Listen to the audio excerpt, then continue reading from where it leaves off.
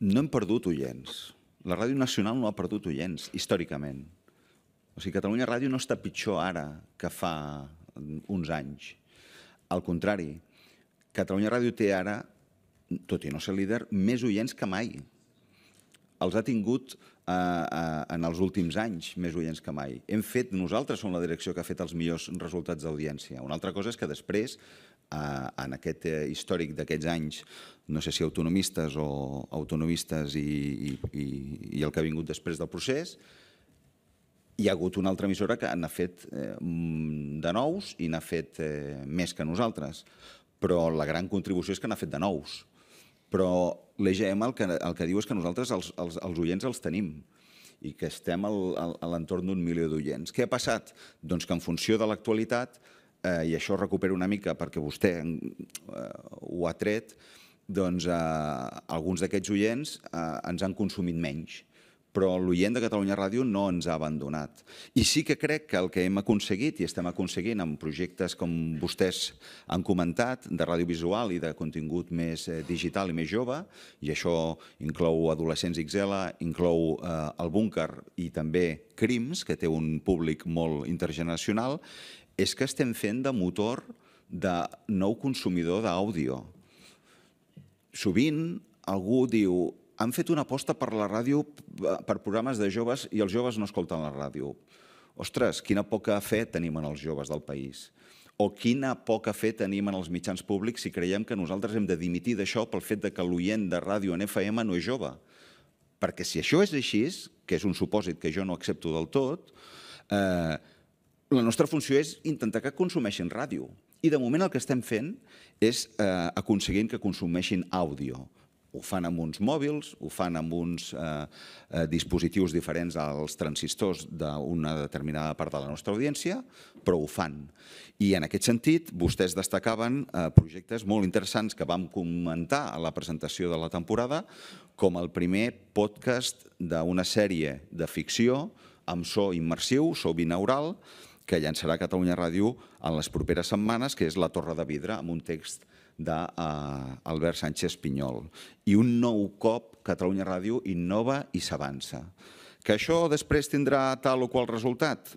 És lògic que quan surti l'EGM em demanin responsabilitats, però nosaltres estem molt contents i estem molt convençuts de les apostes que fem. I vull felicitar els treballadors de Catalunya Ràdio, els realitzadors i els col·laboradors que han començat aquesta temporada amb molta força, amb algunes incorporacions que, com diu el cap de continguts, són programes de rendiment immediat. Per exemple, a l'última hora del matí de Catalunya Ràdio, la Gemma Bonet al capdavant del Catalunya Migdia, i amb una major complexitat, però també amb molt bon gust de boca, la tarda de Catalunya Ràdio.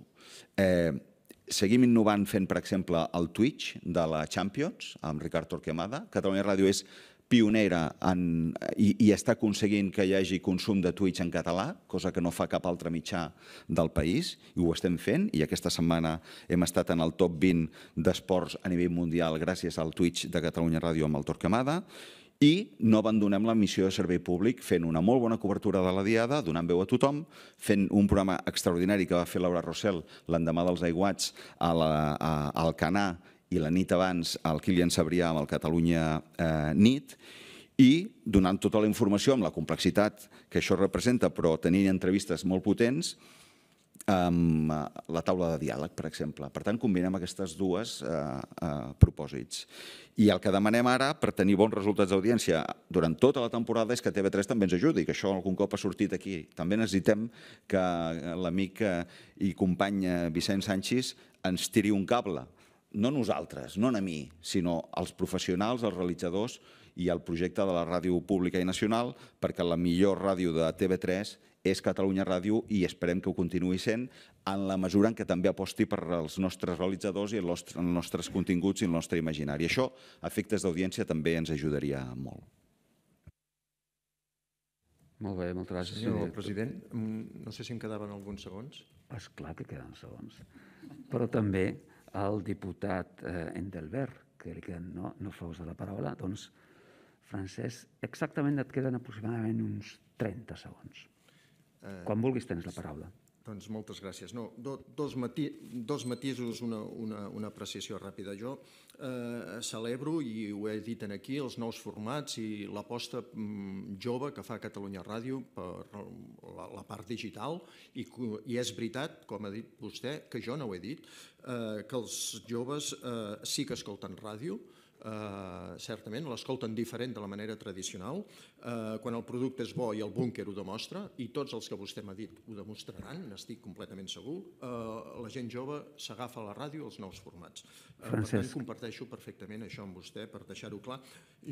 Francesc, hauries d'acabar ràpid. Jo no he dit que està pitjor que mai, la ràdio, i si he dit que hem perdut oients, potser en tot cas els hem deixat de guanyar, i això sí que és preocupant. Molt bé, moltíssimes gràcies, senyor diputat.